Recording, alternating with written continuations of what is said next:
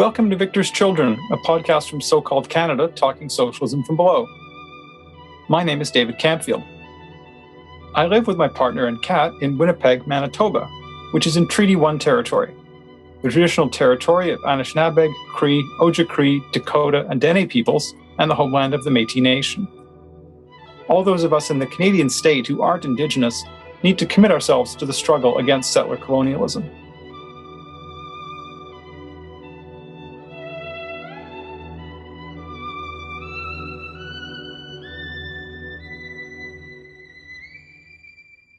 Workers need unions.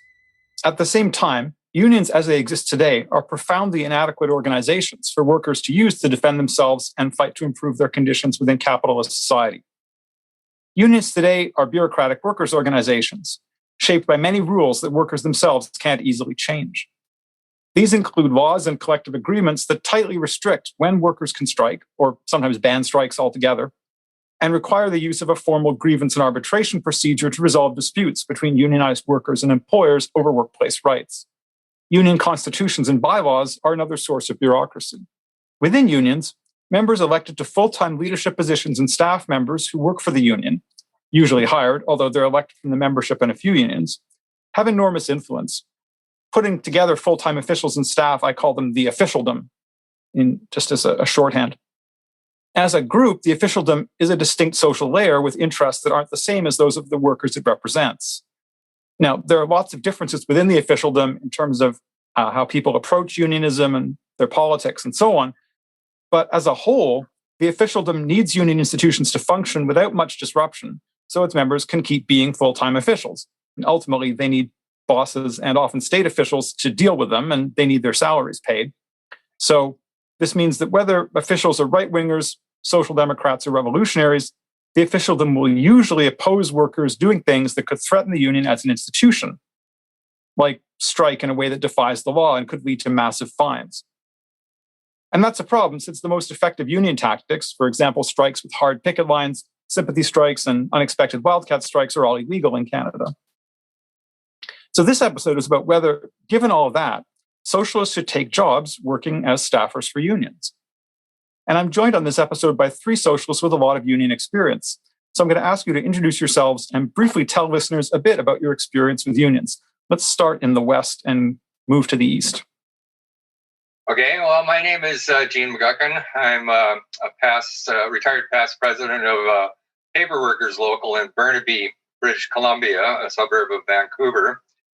However, my first connection with unions was when I was a small child and my father was running a newspaper in northern Minnesota. And I recall him coming home after bargaining with 6 different unions and saying things like, "Damn unions, they think what's theirs is theirs and what's mine is theirs." So that was my lead off into connections with unions. A couple of decades later, when I was trying to figure out what to do for a summer between years at university, I suggested to my father that I rent a motorcycle and wander around the country working as a migrant worker so I could meet different kinds of people and try to figure out, how other people thought about the world, from, people that went to boarding school and universities and stuff like that, which was my experience. And he shook his head on the phone and said, verbally, "You're going to go have to be a goddamn union organizer." So he wasn't that far off. I eventually wound up being president of and chair of the bargaining unit at this paper recycling mill in Burnaby. I worked there for 28 years. I was president of the local for 10 years. I was on the executive and the plant committee that handled grievances and bargaining and stuff like that for 25 years. And I also published, because I had some experience working in newspapers along the way too. As a reporter, I published for 22 years a local monthly newsletter, which won me lots of friends and influence in union bureaucracies. Thanks, Gene. Catherine? Hi, my name is Katherine Grzejszczak. I came around to unions actually towards the end of my undergrad in university. I got involved in an organizing drive of food workers on campus by Unite Here, and I helped out with that organizing drive as a volunteer shortly after SEIU Local 1, which is a healthcare workers local, offered me a union organizer position, which I gladly took at the time. I was working on a undergraduate sociology degree, which I didn't finish. I ended up working for SEIU for 6 months as a union organizer. It was definitely not a pleasant experience, but I did at that time decide I wanted to be active in unions, just not in a staff position, because I did have such a negative experience. So subsequently, I just through luck, if you will, became a paramedic, accidental luck. I ended up working in Southern Ontario as a paramedic, was hired on in 2010, and have been active with the QP local that I'm a part of ever since that time. So it's been 11 years now. For the majority of that time, I have held elected positions the last 3 years. I am the president of the local, and I have been on a full-time book off. So that makes me part of the union officialdom that we're here to discuss today. I'm Sherry Wolf. I'm speaking to you from Brooklyn, New York. I come to unions basically through my family. My grandfather and grandmother were proud union members. My grandfather was a founding member of the photo engravers local back in New York, in Brooklyn, and back in the 40s. And a lead shop steward, which enabled him to retire at the age of 60. And since he'd started working at the age of 10, that was told me something about unions. Both of them retired with something that would be unknown to an American today, and that is an actual pension, a real pension, not a 401k plan, something where for the rest of your life you're paid 80% of your salary, unheard of today. And so I began to have a notion of what unions were. As a result of that, I, however, had never been in one or worked for one.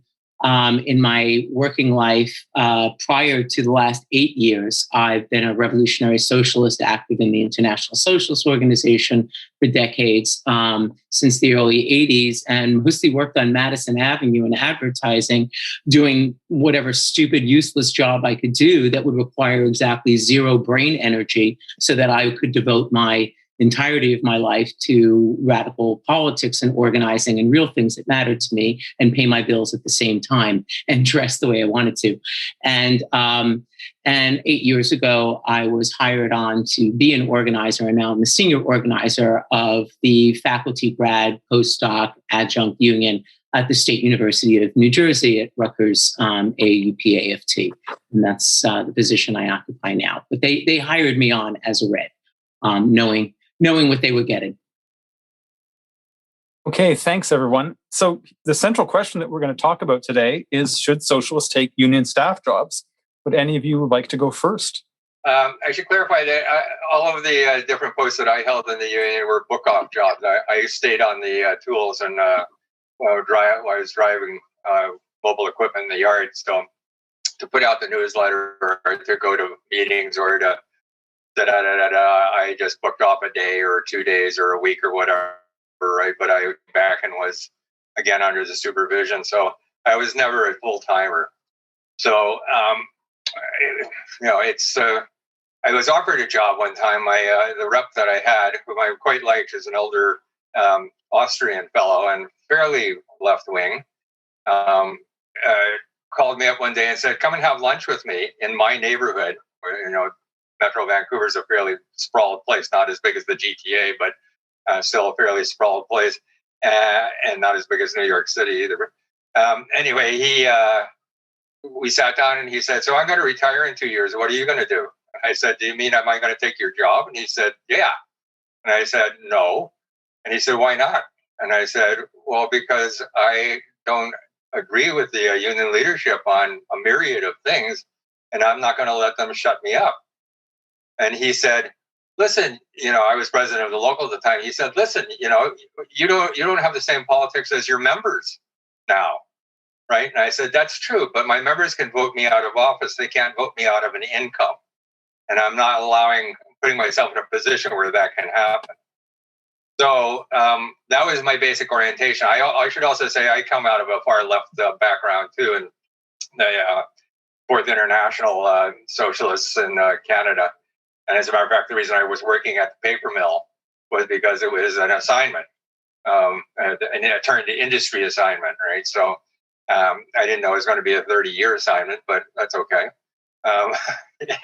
Anyway, I just was prejudiced against the idea, but I also, over the course of my time, saw some evidence of it, which I'll not dominate the conversation right now, but it'll come up later in the discussion. I can go next. So I think depends on what you want to do as a socialist, right? Like if you're looking for a good income, then a union staffer position might be what you're interested in. If you're looking to shift union politics and workers' politics to the left, then it's probably not the position that you want to be taking. So really, for me, it depends on what you want to be doing, right? Like I have been asked multiple times if I am interested in taking a staff position with CUPE. I have consistently said no. But the benefits that I have is I have a good paying job with job security, right? So I don't have to worry about my income. The difference in income that I would see if I were to take a staff position would be not that significant. I also like the job that I do. So if I am unelected or decide I don't want to hold an elected union position any longer, then I'm happy to go back to the workplace because I love being a paramedic. So a lot of considerations, but as well, very cognizant that if I were to take a union staff job, I would be doing the work of the union that is not my favorite work, which is all of the bureaucratic and legal pieces of the union, which is really not why I got involved in the first place. And that would be the focus, as well as absolutely like pushing any kind of union activism within a tight legal framework, which, like you said, David, at the beginning of the episode, is not how workers make gains. And so because I don't have those financial pressures, like some other workers that have taken staff rep jobs or staffer jobs for unions, I can continue to operate in my elected position and try to push things to the left and try to build worker confidence and worker militancy, things that I would not be able to do to the extent that I can as in a staff position, because you do direct the political direction of the union when you hold an elected position. And that's not something that is afforded to staff, even though they do find ways, like niche places where they can have that influence. But when push comes to shove, they follow directions of those above them. I guess my approach to this question is to respond with two questions. It depends. What is the union and what is the expectation of that socialist? And in that point, my starting position is where Katherine begins, because I think any socialist who goes into being a union staffer with the expectation that it's going to be through that union work that your socialist politics is going to have its finest expression is going to be either sorely disappointed or accommodate themselves and their politics and their own definitions of socialism to what the union officialdom and the various leadership of that moment has determined that is. And that's what I actually see. I think it's the latter that happens more often than the former, in my experience, for people who stick around in organizing, who go into socialists with that expectation. The other thing in terms of it depends in what kind of union. I mean, I landed in a very unusual place. I said I was hired on openly as a revolutionary socialist. as somebody who's very outspoken on Palestine, as somebody who has been, wrote a book on sexuality and socialism and has, been active in all sorts of anti-imperialist and different kinds of politics for a long time. They merely needed to Google me. So they knew that this was a known thing, but they also needed a street game. They needed a ground game. And I think that the approach, because I was being hired by people who were entering into the leadership, who were leftists themselves in the professoriate. And here's where it being a higher ed union in a state that is run by the Democratic Party completely. So it's a blue state, quote unquote. And to be honest, we'll talk a little later on about the Democrats. I've never been asked to knock on a door and make a phone call for a Democrat. I won't. But that is an outlier situation for an American staffer in any union. It has everything to do with the kind of union and the kind of people I represent and the kind of cohort and a rising left within the professoriate and among the adjuncts and the grad workers and postdocs, and them having a much more militant view of the world and view of organizing, and seeking to have organizational staff that reflect that view, with all of the contradictions that we're talking about here. Because I do not live in some Valhalla union where there is no bureaucratic functioning, or the governor of the state, who was a Goldman Sachs executive for 23 years, isn't, feted in that crap. That would be a lie. But I think when you have members and who are rank and file, the elected leadership of the union actually remain in their working positions. They are not removed from the professoriate. Which is a very important distinction, as both Jean and Catherine, asserted, has created a different kind of a dynamic in this particular local, in this particular moment of radicalization, in which I have probably what I would consider as a revolutionary too much sway as a staffer. That can be a problem, right? With for rank and file, but in having identified a new leadership to then come to the fore. So, when a staffer gets to put their finger on the scale and play an outsized role in some ways in cultivating a cadre of leaders who are Black and brown and younger and women and represent more left positions, that is a kind of a thing that runs against the interests in some ways as socialists, but at the same time, as rank and file, but at the same time has opened up the doorway and created a sort of vocal leadership that are basically leftists. So it really does depend. And it's fraught with contradictions, and it's a minefield at times. And anybody who says differently, I believe, is not really reflecting the reality of union organizing, certainly in North America today. So here's a question, just picking up on that issue about it depends. And that is, should we answer the question differently depending on what kind of staff job we're talking about? Since clearly being a researcher or an education staff or a lawyer for a union is not the same as being a rep or business agent. Any thoughts about the different kinds of positions within the staff world? I think it definitely does matter, but I had an interesting experience with a staffer in the Communications, Energy, and Paper Workers Union, a national research. He's head of the research department at the national office. He came out of the Montreal Citizens Movement, which was a 1980s, sure, not that. Well, actually, it lasted quite a while, didn't it? Anyway, it was a left-wing nationalist municipal party in Montreal, and sort of regrouped a number of which there were no shortage in that city, leftists, into a municipal party that did some really good stuff over the course of a while.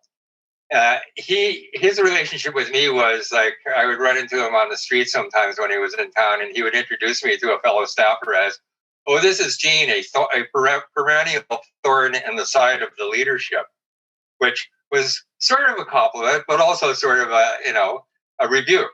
And he would approach me at conventions to talk about this or that, a resolution or something like that. And then he would say to me, sort of off the record, "How do you keep on getting elected to come to these things?" As though, you're so far out in the left field that. But I mean, he would also do things like go into the resolutions committee at convention when they were arguing about whether or not one of the resolutions our local had submitted had some nefarious purpose behind it, and he would go in there and say, "No, these guys are straight up. Whatever they say is what they want to do. Like they don't have anything hidden." So it was interesting. He, on one hand, sort of kept his political identity, but he also kind of was shaded by his relationship to the fact that he was part of a bureaucracy, in the way that he dealt with me and the way he presented me to other people.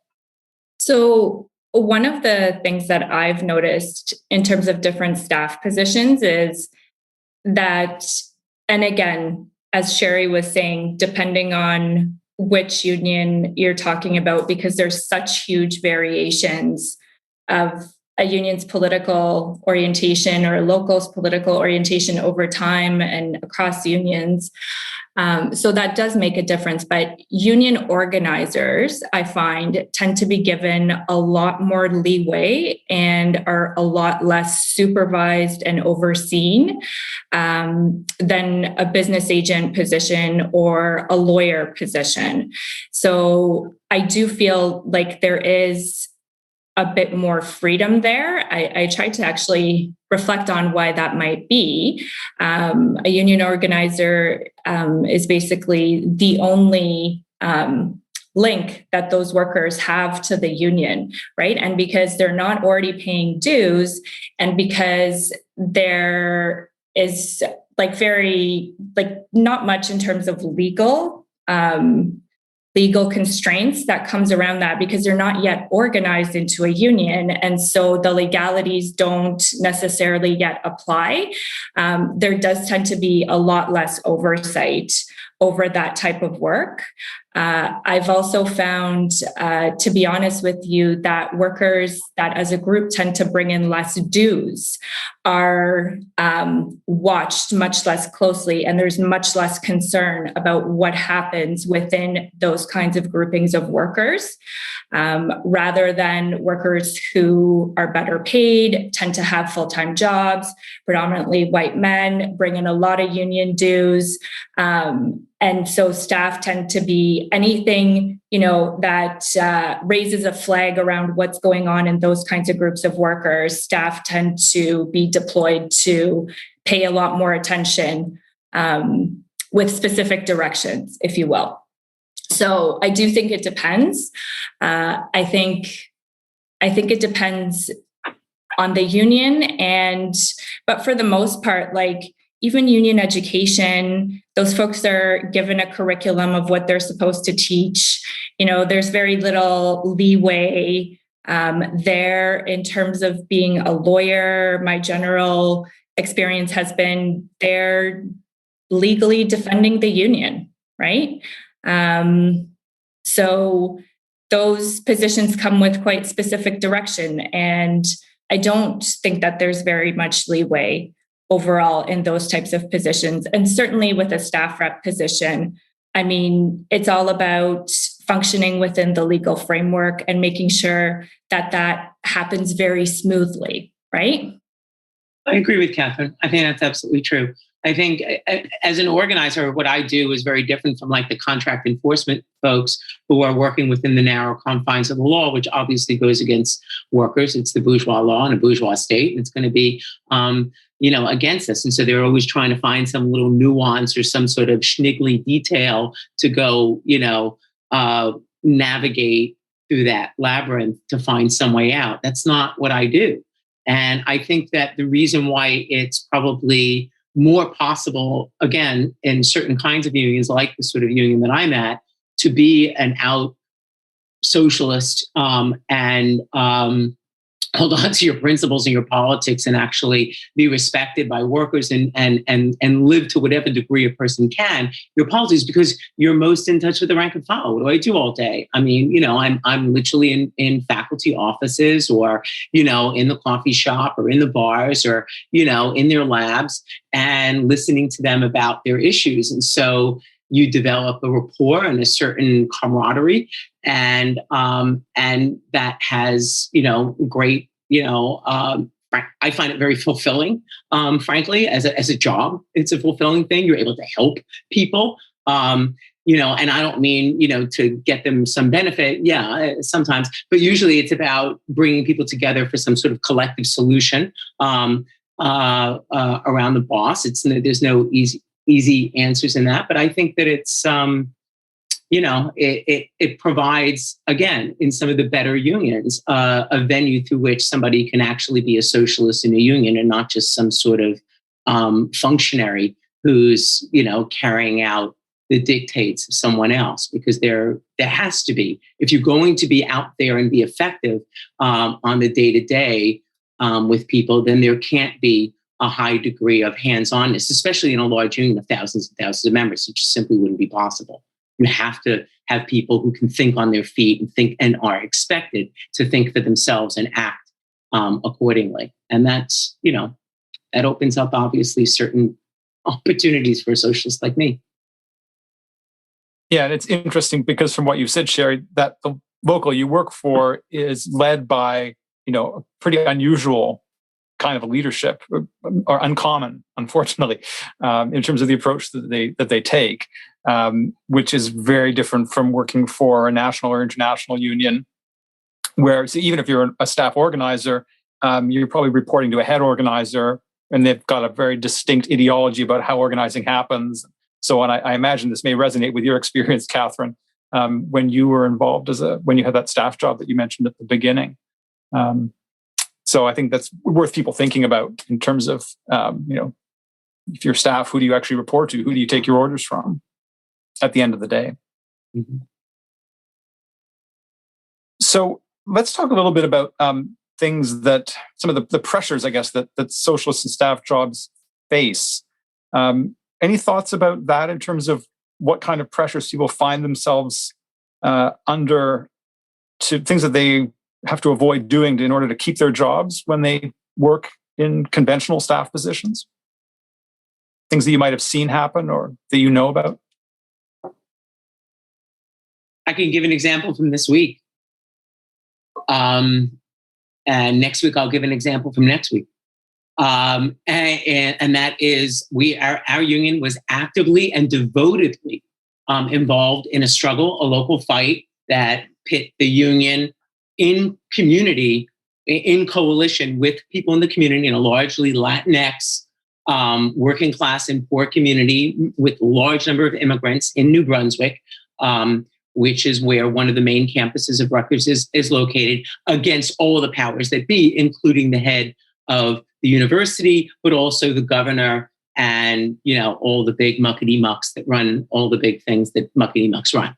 And even though we were actively involved in this fight, and visually, Democracy Now! Covered this fight, we were, out there in front. The minute it had gone against us, and there was now a groundbreaking of this Cancer Institute that swept away a poor Latinx school. As soon as the Democratic governor was there at a groundbreaking, even though the community was out there protesting yesterday, our union was told, stand down, do not stand with the comment, because we do not want to embarrass the Democratic governor on the heels of him then running for office, in which, we will, at least in some formal ways get behind him. Right. So you don't want, so it becomes that sort of thing that I think is very, around issues in particular with the Democratic Party for the United States becomes, so fundamental and as to almost not be remarked upon in most unions, because it's seen as, it's just so normalized because they perceive,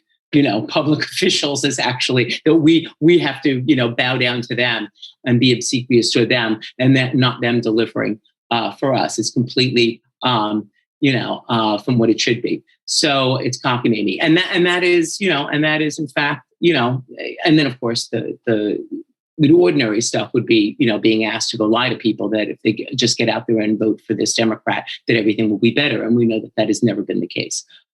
So things like that are more normal, the kinds of things. But this kind of thing of not embarrassing certain people, treating the social movements and bargaining for a common good as a light switch at times that you turn off and you turn on and off, but don't seriously, pursue them to the logical, conclusion in all of the fight. And so sometimes being fair with the friends and comrades in these struggles, despite what the intention is. That's what the outcome is when you have that kind of politics.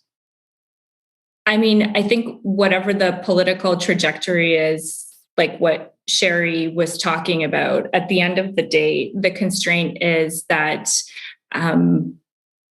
you're potentially not going to get a paycheck if you don't do what you're told to do, right? And that's the very material reality of getting orders and following orders of those above you who do make the political decisions, and you are in an employer-employee relationship to them. To me, that is by far the biggest constraint when it comes to expressing your political trajectory in that kind of employer-employee relationship. I can't speak from the experience myself because I've never been in that position as a rep, but I can do two things. One is my wife was a staff rep for the BC Government Employees Union for 10 or 12 years before she retired. And she reported that, sort of a bleed back to the conversation we were having before about different situations that are better or worse. She found that it depended on who was the leadership of her union during those 10 or 12 years. And some leaders, the ones that she worked for at the beginning of that period, were much more interested in mining the abilities and commitment of their staff reps and using them to strengthen the union. And the people that she worked for towards the end of that period were much more interested in self-aggrandizement and making their relations with the local political party, et cetera, much more interesting. So she said that in the latter part of her experience, which didn't happen in the beginning at all, if you were running afoul of the leadership, you were likely to be threatened with getting transferred to another place in the province to, do your job there instead of where you lived with your family and, your friends and stuff like that, or, other kinds of penalties and like that, the bargaining units you might be assigned to in terms of difficulty and your own knowledge of their backgrounds and stuff like that. So she found that kind of troublesome. In my own experience, I've noticed an evolution in some of my friends, erstwhile comrades, in the opposition, in the Democratic left opposition within the union movement, people who used to be in the leadership of what we called 30 years ago, the Action Caucus, where, at one point in the 1980s, the Action Caucus, which, to give them their due, the Communist Party of British Columbia, which was still a fairly strong operation in those days, was the primary leader for it. But at times we would arrive at annual conventions of the BC Federation of Labor with 25 or 30% of the delegates meeting every afternoon under the flag of the Action Caucus and doing things. And it made the conventions quite an interesting tug of war or arm wrestle or whatever you want to compare it to. Some of the people that were in the leadership of that later were in the leadership of the Federation themselves. They won elections, first of all, to their union affiliates and then to the leadership of the Federation. And somehow their politics changed. I mean, one of them was somebody who I was a friend with and, as a matter of fact, owned a cabin with up on a mountain nearby here. And one afternoon we were up there in the winter time with our kids and tobogganing and stuff like that. The NDP Premier of British Columbia, who was a friend of his, showed up with their family, and we spent the afternoon tobogganing and hanging around and doing one thing or another. And over lunch, later in the afternoon, the question of my union, which had not my local, but all of the big locals of my union, had been on strike. The entire paper industry of British Columbia had been on strike for 6 months at this point. This is back in the late 90s. And the Premier vouchsafed in kitchen table talk, I was later told, that he was going to order them back to work, that he was going to use legislative strike breaking. So I happened to be going to a meeting of our bargaining caucus with all the other locals in the province the next day. I wasn't a delegate to it from our local, but I was a president of the local, so I reassigned myself as a delegate, and I went to the caucus meeting, and I reported this conversation to the members, right, which caused a good foofara. I mean, he wound up not being able to politically do this, but it lost me the friendship of the guy who hosted the luncheon and the toboggan party, and my partner at the thing, because his idea was, we were just having kitchen table talk. We were talking about legislative strike breaking, right? And anyway, so I mean, I was astonished, and there were a number of other things that happened subsequent to that, around the ferry workers strike in 2003, the hospital workers strike in 2004, which almost led to a general strike, and the teachers strike in 2005. The Federation leadership played a miserable role in all of those things, under the same leadership as used to stand up at conventions under the Action Caucus banner and demand much better than the then leadership was doing. Catherine. I did just want to give one example that came to my mind while other folks were talking. So let's say you're an organizer and you are sent in to organize federal state security forces for your union.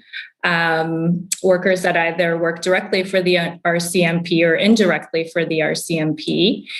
And that goes totally against your political understanding of what a union should be. And you refuse to do the organizing, but because it is considered to be a political priority for top national union officials, they just send in some other organizers that are willing to do the work. Right? There's situations like that I've heard of, even though I haven't been directly involved in. But a lot of ways to get around, those kinds of even where staff are given the leniency to be able to say, no, I don't want to do that type of work, that union officials will just find other staff who don't have those kinds of qualms and are willing to do the work. I think it's worth being specific about some of the other techniques that top officials use to keep radical staff in line. One that I'll just mention, and I'd be interested in things that you might want to add to this, are simply the paycheck. That if people end up in jobs as staffers that are paying much more than they otherwise have been making, or much higher than the other kinds of jobs that are available to them, that can have a subtle influence on people's decision making, because if the other options that are available to them are just that much lower paying. And in exchange, of course, for that high salary comes the expectation that you're going to work very long hours, extremely long hours, and that you'll ultimately do what you're told, or not do anything that would be, not what the higher ups want done. And I think that this may seem pretty obvious, but I think for some people who may be new to the labor movement and think that getting involved in working as a staffer is a way to make change in the labor movement or something like that, I think it shouldn't be passed over lightly. Other things that people would like to add in terms of some of those kinds of techniques or methods? Well, I think Jean was already referring to this before, which is that recruiting vocal activists from within elected positions into staff positions very purposefully to get them to shut up, basically, and to bring them under the direction of the union now as a boss is actually a technique that gets used to get rid of potential opposition, right? Whether opposition in the sense that you're concerned that an opponent might unseat you and win your position instead, or whether just to stop the constant criticism or different pull in a different political direction, that is actually a technique that gets used to shut radicals up within unions, is to pull them into that relationship of being a staffer, where now, yeah, David, you're absolutely right. They're seeing a paycheck that they wouldn't have seen in their previous position, but it's premised on the fact that you will follow orders. But just a brief addendum to that, on the basis of my wife's experience, that people are also recruited into staff jobs, and this was in the first part of her employ at the BCGEU, by people who were wily about radicals having too much influence among the membership in a whole bunch of different ways, and thinking that those radicals might contest for leadership later on. So the leadership then would swoop down and grab those people and say, hey, you know what, you should work for the union. You do a lot of good work and stuff like that, and get them off the firing line so that they didn't have so much credibility for running against the existing leadership in a later election. As much as the co-optation factor for dissident rank and filers, remains as something that can be dangled out in many locals, less so certainly in a faculty union, because people are not going to jump from being a professor to a union organizer. Alas, we don't make more than them, or most of them. I think for people looking for meaningful employment in a society in which most employment has been so degraded. I mean, I said earlier, I had worked for many, many years doing a stupid job on Madison Avenue, doing advertising, because I could be a proofreader and a copy editor and a copywriter, and who cared? I didn't care what I was doing; it didn't matter, and it didn't encroach at all on my world. But those jobs don't exist anymore. Like they're gigs. You can get freelance. There's no healthcare, vacation, holiday, salaried employment like that. They used to even pay my gym membership. Those many years ago in the early 2000s and late 90s or whatever. Those days are long gone. And there certainly was no meaning to it. I think for a lot of people, having a job of meaning, of purpose, of value, of social importance is not a small thing. And of course, the problem becomes exactly as you stated. I mean, the hours, certainly in this pandemic, I'm about to head off to a month off, which never in my life have I had that kind of luxury to have a paid month off until this job, and never have I needed it so badly. But I mean, how many weeks did I put in 80-hour weeks, 90-hour weeks?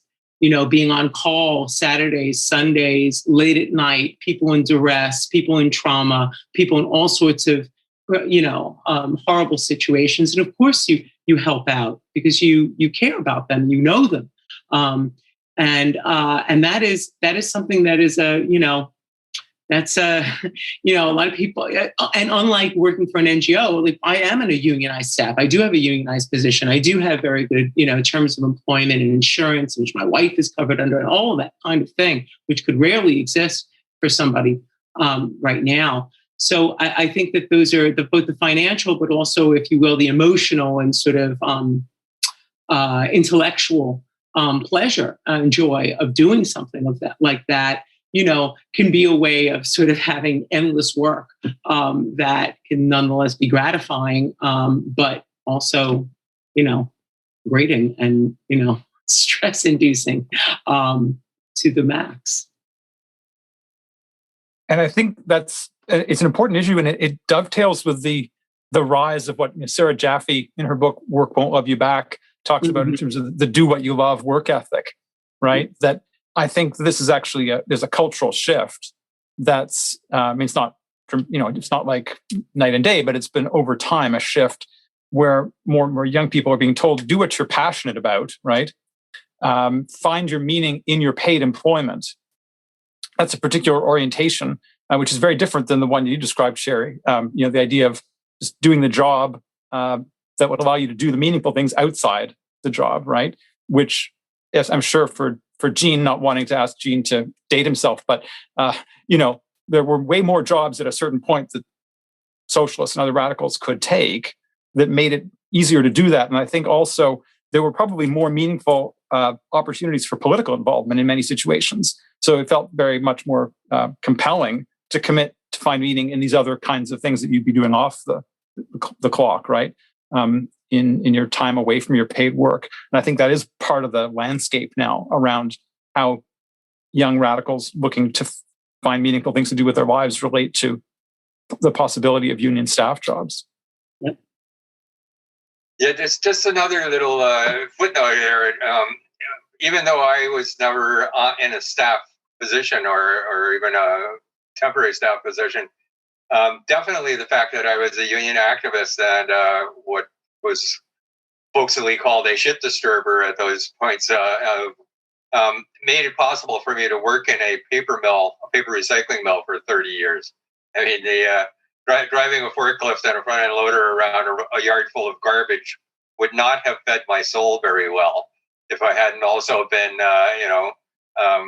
organizing inside the mill, organizing inside the union movement, putting out a monthly newsletter, basically doing political organizing on the job, right? I mean, when I started working, when I first got elected, people knew that I was kind of a pain in the ass to the management, but they didn't know anything about my politics. And the first thing I did was acknowledge that I was a socialist, so that wouldn't be something that somebody tried to blindside me with later. But I was very, about 6 years later, I was chuffed one day when some guys in the lunchroom were laughing about something they were looking at in the newspaper, and they said, "Yeah, show McGuckin." And I said, "What is it?" And they said, "No."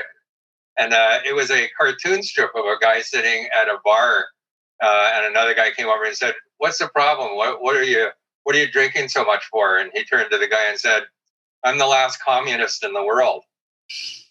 And they thought I needed to see that. And they were saying it, so they were doing it in support of me. So I thought that was a victory. So I want to throw something out and see what you have to say about this. I think there are some socialists who think that essentially that they're different. That, the idea is like, I understand the situation I'm going into as a union staffer, but I'm personally really strong and I won't be conservatized by this. They're pretty confident that they're different. Any thoughts about that as a kind of orientation to people going into staff positions? Be careful what you wish for. I mean, union staff job, let's also not create the bogeyman that it's like the Borg and there can be no resistance, right? To me, to the degree that somebody is going to be successful, or I'll stop speaking in abstraction, to the degree that I believe that I am successful 8 years into this position, I attribute completely to my continued organizing outside of the workplace with comrades and, who are revolutionaries, like for this weekend's Queer Liberation March and the Palestine contingent, putting me in contact with, it's that and the arguments and even the humbling reality when you realize that you've overstepped something, you've done something that really kind of violates what you have set out as your own sort of lines in, as you work with colleagues at work. I think that you have to constantly be checked by and find ways, if you will, of holding yourself, of being held accountable. And that's not an easy thing to do because you have to allow yourself to be humbled. And that's not something that any of us, because most of us, if you're going to be an activist and you're going to really be an iconoclast in a society, certainly over these years in the United States of downturn of the labor struggle, it tends to attract people who are not wilting flowers. You develop, if you're going to be any good, you have to develop a certain degree of humility about your own contribution and your own abilities in the face of structures and systems and confines that are well beyond your control, and really, frankly, be a freaking Marxist about it. We really, we make change not in circumstances of our own choosing, and we are part of these larger systems, and you have to find ways of holding yourself in check, and being self-critical and being around other people who will be critical of you, not for some sort of self-flagellation game. That's stupid. But in order to be better and in order to be effective and in order to stay true not to some abstraction of the politics, but the real lived politics as they are in the world that you're trying to fight and change. And so I think it's aging as a socialist is a humbling experience. And if it's not, you're probably a bit of an asshole. I think that the word accountability there, which of course can be abused and so on, but I think that's really important. That question about people in staff positions recognizing that no matter how much personal integrity they have, that they are operating subject to forces they don't control. And so then the question is, what other forces, more positive forces, are you subjected to, as well as the more negative ones? I think there's a big difference between being a staffer when there's a militant rank and file that acts as a pressure on someone, as opposed to being a staffer in a situation where that's not the case at all. And so I just think that questioning that kind of ego and so on that some people have, and not thinking about those broader contexts is really important. I did want to get back to your previous question, David, because I did have a thought about that in terms of the do what you love work ethic. I think one of the things that I've noticed is even holding an elected union position, and I think Sherry already focused on this a bit in terms of the sheer volume of work that you're dealing with, but also the unions internally are contentious places, right? You hold a union position, you're facing opposition from the employer who has the ability to fire you at the end of the day. You're facing opposition from your own members, some of who have right-wing politics and would like to see you go as well, right? You're constantly in a difficult position. It's uncomfortable. You never know if you're going to get reelected or if your life's going to change. You're going back to the workplace. There's a lot of internal petty bullshit that goes on because people are vying for positions. It's extremely tiring, right? It can just tire a person out. And so I find it's in those circumstances that then looking at a staff position becomes a viable and a good alternative, because you'll still be able to do the parts of, and I think what Sherry focused on is being rewarding, inherently rewarding work. It's interesting. It's interesting to do bargaining. It's interesting to do grievances. It's interesting to deal with these things, as opposed to going back to my job where I'm cleaning a hockey arena, right? But to get rid of these constant political pressures, I'm just going to move into the staff position where I'm just going to focus on that part of the union work without all of these other distractions and stressors, right? And I think I've seen people make the jump with those kinds of considerations. Of course, you're walking into a situation where you're now facing new constraints and different constraints than what you were subjected to before. And I do think that staff work, insane hours, right? It is a position where, and now it's your permanent position, right? So you can't just walk away from that. And I think that's also one of the things that I always consider is, at the end of the day, I could just give 2 weeks notice to my employer and go back and do my 42 hours a week and just be fine. I'll have the exact same paycheck. But if I were to move into a staff position, I don't have that out anymore, right? And I'm looking at working 80, 90-hour weeks with no way out until I retire, right? So I did want to just go back to that question. Thanks. Yeah.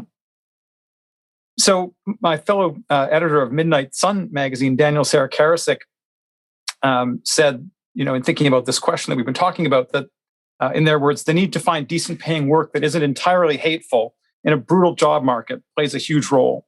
That was their words, in why socialists take union staff jobs. And so I'm thinking about what Daniel Sarah said, and some of the socialists who I know and respect who work in staff positions, I might be thinking, and they might be saying, well, some of these people that I can think of, I agree with everything that you've been saying, but I needed a job that paid more than poverty wages and had benefits. Any thoughts about what kind of things we should say in response to that challenge. Because I know sometimes people question even the validity of asking the question, should socialists take staff jobs? Because they think it is a kind of a personal attack on people, which is certainly obviously not the spirit in which we've been discussing it. I think we've been discussing it from a perspective of, what as socialists works, and in terms of trying to carry out the work that we want to do, and also caring about the lives of the people who have these political commitments. So anything you'd like to say about that in response to that kind of challenge? Well, isn't any job? No socialist is going to argue to themselves or to any of their comrades, go take this, the worst paid job you can find, because there's some sort of nobility in getting crappy pay and no benefits. What are the clean jobs? What are the noble jobs out there? I'm a little bit. I understand the question, but I also think that it sort of presumes that some option that is more beneficent, toward our aspirations as socialists that exists out there. Virtually all of paid work is going to involve people doing something more compromising about their politics, right? Because people are not paid to be, until we live in a world in which revolutionaries are paid to be revolutionaries, and then I'm not sure what that world would be. You're right, people aren't paid to be revolutionary socialists. They're paid to do some sort of work under capitalism. So I think that, which doesn't mean that all jobs are equal and anything you do doesn't matter. Don't get me wrong. But yes, do I make more money doing this than I made as a proofreader and a copy editor? And is it more reliable? And is it under better conditions? There's absolutely zero question about it.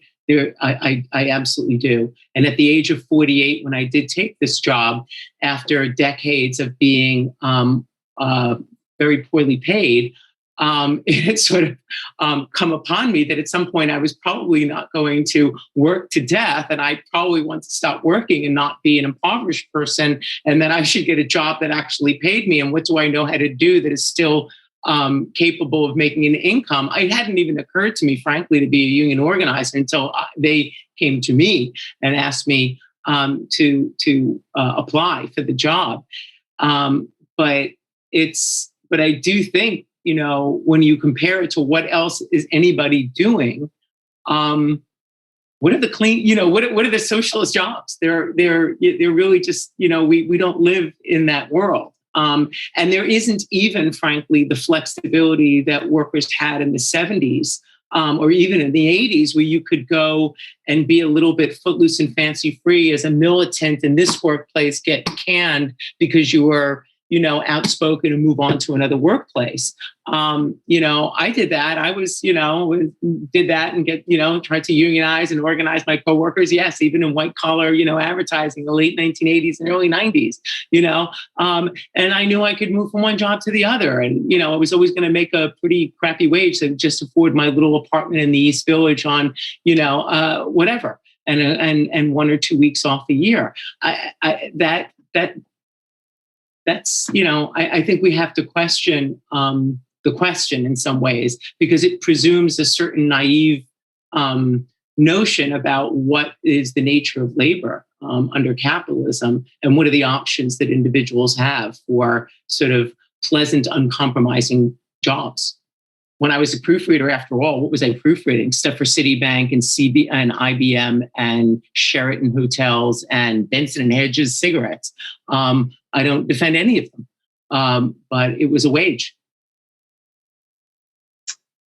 I think in part, it also speaks to the weakness of organized labor, and that where you see that there are no prospects for the rest of your working life to materially improve your conditions through rank and file organizing, and that is not on the horizon, you turn to yourself and say, okay, given that this is the reality I foresee for the next 20 years, and I have 20, 30 years left in my working life, right? Do I actually want to work poverty wages with no job security for those 20, 30 years, knowing that we're not in a position where we're going to make any material gains, resulting in material gains for me.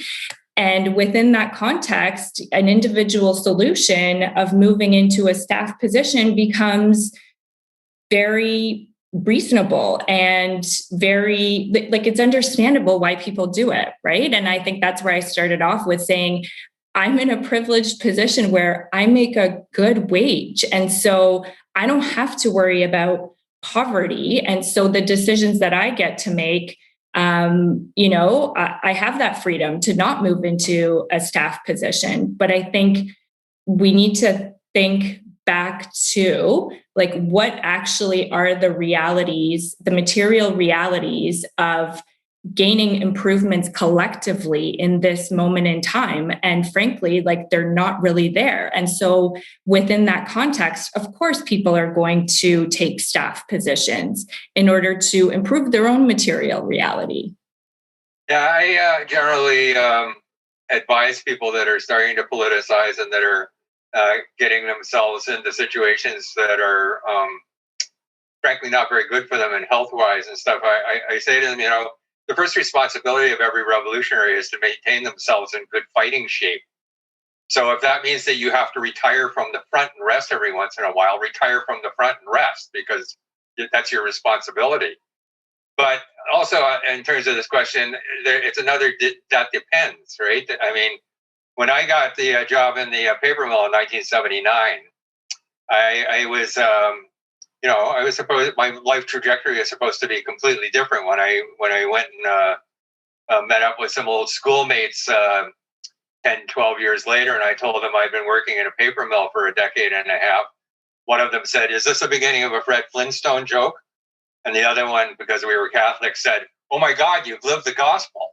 And I went, no, actually, you're both wrong. It was a political assignment.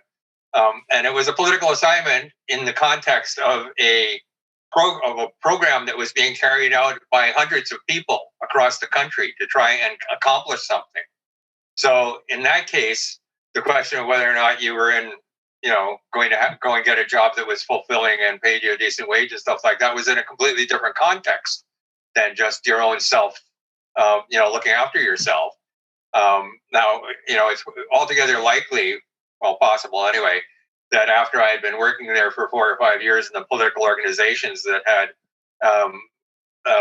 formed this campaign and that I'd been acting on behalf of, if they had stayed in existence, but they blew apart and became much smaller and less effective organizations, it's possible that I would have left. But it was 1983, and unemployment became incredibly problematic across the country, and I had seniority. So I stayed there for another 3 or 4 years and, wound up running for the leadership of the union and then being able to, have some power to transform my own circumstances. So, I mean, yeah, it depends. I mean, if you're on your own, regardless of whether you're a good socialist or a good, first off, preserve yourself and keep yourself in good fighting shape. If not, then there's a whole other bunch of calculus that goes into it. So maybe a question we could perhaps wrap up with would be for people who do recognize the potential power of unions and really want to make a commitment to building that, even in the difficult circumstances that we find ourselves now. What's the alternative to the staff route for people who want to make that kind of commitment and involvement? What would you say to people who are thinking about those kinds of options? Good question. I am asked it sometimes, and I would generally tell people, find yourself a public sector unionized job that you can see yourself doing for decades to come. And, and find comrades or create comrades around you in that workspace, because, people who are going into with that perspective are coming out of very often student organizing politics or community organizing politics, and they think that union organizing is similar, and it's not. It has very little to do with that, right? In community or political social spaces, you're coming together with people who've made a conscious decision to come together around the fight against US imperialism or for Palestine or indigenous water rights or whatever it is that the social movement is about. That's, in a union, you happen to be in the same workplace, and that, as we know, is a really a world of difference. So you have to find something that you won't find detestable, that you think that you can live with. In this country, at least in the United States, you're generally speaking, if you're talking about unions, a public sector job. And often for people with some education, you're talking about something in either education or healthcare, whether it's K through 12 or higher ed or, nursing or whatever. So I think that, those are, it's not surprising that that's where, also we're seeing a concentration of a sort of militant minority of socialists who are, playing an active role in agitating among their colleagues and their coworkers, that these are places that folks have landed because there's so few places that are palatable to those of us who are socialists. And if I were 30 years younger today, if I were 26 years old right now, I would suck it up and continue and with being a teacher. I walked away from that some years ago. I would have stayed and done that, but that was not, long ago and far away. Didn't feel like an option in New York City at the time. So, but that's what I would do. And I think that now I'm hearing Sherry talk about this, that was probably the advice that somebody gave me. And that's exactly what I ended up doing in the late 2000s, right? I think my advice would be, it's not the easy route. It is certainly a much more difficult route, but think about what type of employment you could potentially do for the rest of your working career and link that with prospects for either entering what's already a unionized workplace, which is frequently the public sector, or a workplace that isn't unionized, but that you feel could potentially be unionized, and that you could put your efforts towards building that as a rank and file worker within the workplace. But just to say, if folks are going into that, you go into that with eyes wide open, right? It is very challenging. And so within that kind of context of the uncertainty of, okay, you're going to go into a position, but you don't know if you're going to like the work. You don't know what kind of union you're going to find in that workplace or whether you're going to be successful in organizing a union. The reality of learning how to navigate union structures, if there already is a union in place, all of those are huge uncertainties, right? So within the context of having that kind of conversation and giving that type of advice to folks that are younger and that are looking to figure out how they can get involved in union spaces, like the idea of taking a staffer job, which you can get into within, a few months, that becomes a much easier route to take to do that kind of work, right? Having said that, I would advise people to think about how you can move into a rank and file position where, as difficult and as it is, and the challenges that you will face over the course of your life, you can have an impact and try to build worker power within the workplace. Well, I think, as I was saying, I think in the wake of the IPCC leaked report in the last couple of days, I'm inclined to start telling my son and other people his age that what they should be doing is learning how to build houses and till fields and grow their own food and get themselves safe from the cataclysm that seems to be barreling down on us. I know that's not part of this conversation, but that's my honest answer to where we are right now. And, certainly the idea of trying to do something within the union movement and within the workers' movement, beyond the union movement, is something that I spend a great deal of time at least thinking about and talking to other people about. But I don't know if I'd be advising people to get involved in a full-time staff job at this point as one of the ways to deal with the with the reality that's coming towards us. Is there anything that we haven't covered that you would like to throw into the conversation before we wrap up? I just think there's been a couple of things that have been said that relate back to my previous point that I thought were actually interesting, which is just like understanding you're in it for the long haul, right? And the objective conditions are what the objective conditions are, and you can't jump over those, right? Like I think Sherry focused on that. Like, and also, so there's only so much that you can do in any given moment, given the entire situation around you, right? And so when we're talking about entering into already a unionized workplace or trying to organize a workplace, like folks also just have to understand that like there is a limit on what you'll be able to accomplish based on the objective conditions that we find ourselves in and that present themselves in specific workplaces. And so that idea also of that Jean was speaking about of taking care of yourself and understanding there are going to be times when like you just need to step back and like give yourself a rest because we're here for the long haul, right? And so recognizing those limitations and still taking care of yourself to be able to do that work longer term, I think is really, really important to just honestly tell to folks when they're young and in trying to make these types of decisions. I guess I would only add to that, and I really agree with, what Catherine said, is that, work is work, and it's not the limitations of your contribution as a socialist in this world.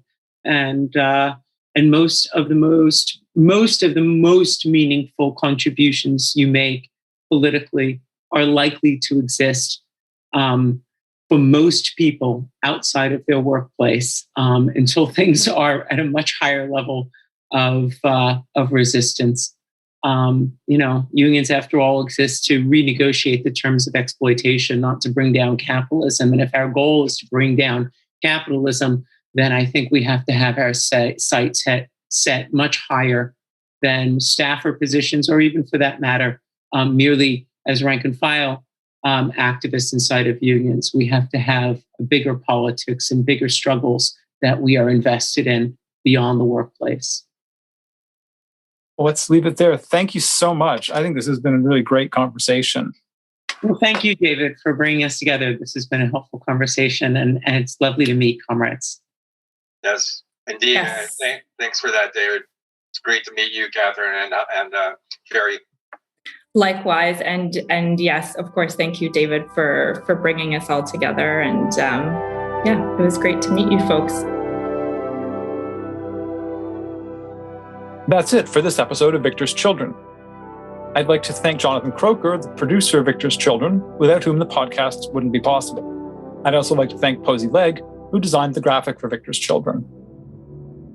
If you found the episode worth listening to, please do tell other people about the show, since word-of-mouth recommendations are especially helpful. If you don't subscribe through your preferred podcast app, please do. And while you're there, please give the show a high rating. It helps to promote us. If you have a suggestion for an episode or some other kind of constructive feedback, feel free to be in touch with me. You can contact me through victorschildren@gmail.com.